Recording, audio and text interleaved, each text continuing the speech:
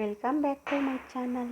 ಇವತ್ತು ಕರಿಬೇವು ರೈಸ್ ಇದು ಹೇಗೆ ಮಾಡೋದು ಅಂತ ನೋಡ್ಕೊಳ್ಳೋಣ. ಅದಕ್ಕೂ ಮುಂಚೆ ನಮ್ಮ ಚಾನಲ್ ಮೊದಲು ನೋಡ್ತಾ ಇದ್ದರೆ ಲೈಕ್ ಮಾಡಿ, ಶೇರ್ ಮಾಡಿ, ಸಬ್ಸ್ಕ್ರೈಬ್ ಮಾಡಿ.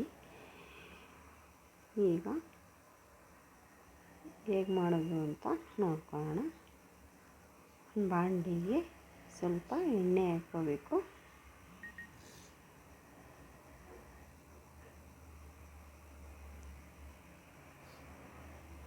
ಈ ಎಣ್ಣೆ ಕಾದ್ಮೇಲೆ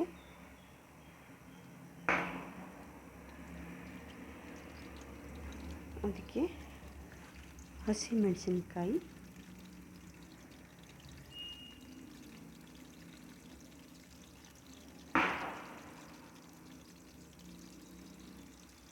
ಕರಿಬೇವು ಸೊಪ್ಪು,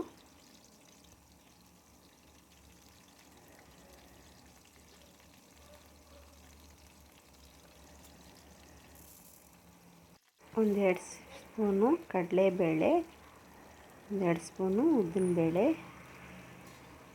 ಅದು ಹಾಕ್ಕೊಂಡು ಚೆನ್ನಾಗಿ ಫ್ರೈ ಮಾಡ್ಕೋಬೇಕು. ಹಾಗೆ ಸ್ವಲ್ಪ ಕಡಲೆ ಬೀಜ ಅದೊಂದು ಸ್ವಲ್ಪ,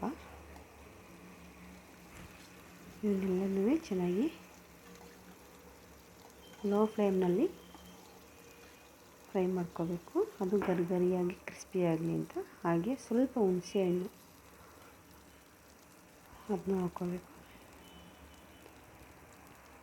ಈಗ ಲೋ ಫ್ಲೇಮ್ನಲ್ಲಿ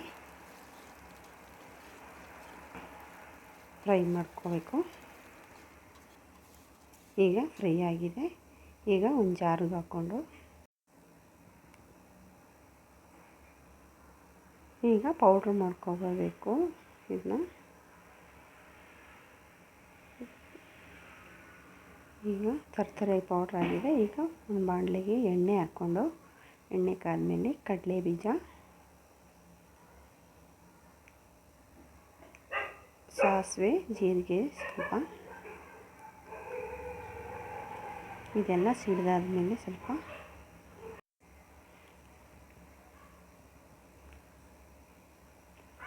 ಇದು ಸ್ವಲ್ಪ ಫ್ರೈ ಆಗ್ತಾ ಇರಬೇಕು. ಸಾಸಿವೆ ಎಲ್ಲ ಸಿಡಿಬೇಕು. ಈಗ ಇದಕ್ಕೆ ಪೌಡ್ರ್ ಮಾಡ್ಕೊಂಡಿರೋಂಥ ಕರಿಬೇವು ಸೊಪ್ಪು ಇದನ್ನು ಹಾಕ್ಕೋಬೇಕು.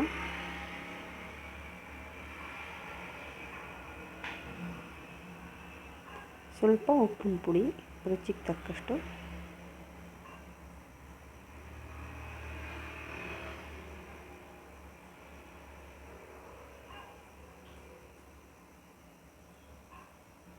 ಈಗ ಅನ್ನ ಹಾಕ್ಕೋಬೇಕು. ಅನ್ನ ಅದಕ್ಕೆ ಇನ್ನೂ ಸ್ವಲ್ಪ ಉಪ್ಪು ಹಾಕ್ಕೋಬೇಕು. ಮೊದಲೇ ಅದಕ್ಕೆ ಹಾಕಿತ್ತಲ್ಲ, ಅದಕ್ಕೆ ನೋಡಿಕೊಂಡು ಹಾಕಬೇಕು. ಈಗ ಇದನ್ನೆಲ್ಲ ಚೆನ್ನಾಗಿ ಮಿಕ್ಸ್ ಮಾಡ್ಕೋಬೇಕು.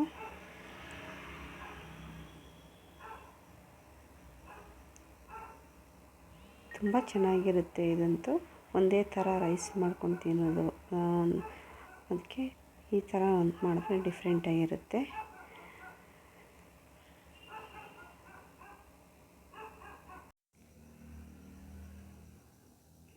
ಅನ್ನ ಎಲ್ಲ ಮಿಕ್ಸ್ ಆಗಬೇಕು.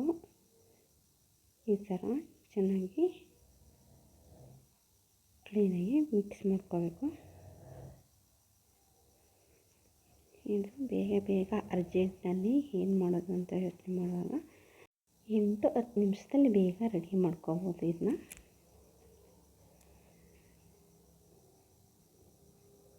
ಬೆಳಗ್ಗೆ ಟೈಮ್ ತಿಂಡಿಗೆ, ಮಕ್ಕಳಿಗೆ ಲಂಚ್ ಬಾಕ್ಸ್ಗೆ ಏನು ಮಾಡೋದು ಅಂತ ಯೋಚನೆ ಮಾಡುವಾಗ ಬೇಗ ಬೇಗ ಮಾಡುವ ಅಂಥದ್ದು ಇಂಥ ತಿಂಡಿಗಳನ್ನ ಮಾಡ್ಬೋದು.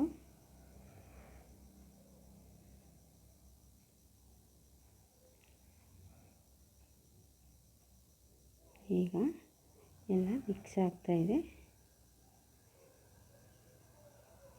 ಈ ಥರ ಚೆನ್ನಾಗಿ ಎಲ್ಲ ಕ್ಲೀನಾಗಿ ಎಲ್ಲ ಹೊಂದ್ಕೊಳ್ಳೋಂಗೆ ಮಿಕ್ಸ್ ಮಾಡಿಕೊಂಡ್ರೆ ತುಂಬ ಚೆನ್ನಾಗಿರುತ್ತೆ.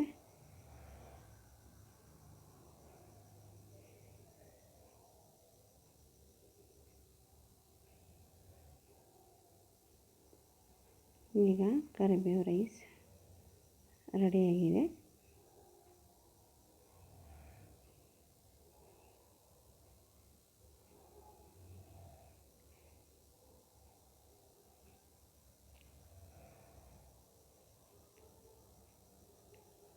ಹೇಗೆ ಬಂತು ಅಂತ ನೋಡಿ, ಒಂದ್ಸಲ ಮಾಡಿ ನೋಡಿ, ಕಮೆಂಟ್ ಮಾಡಿ. Thank you.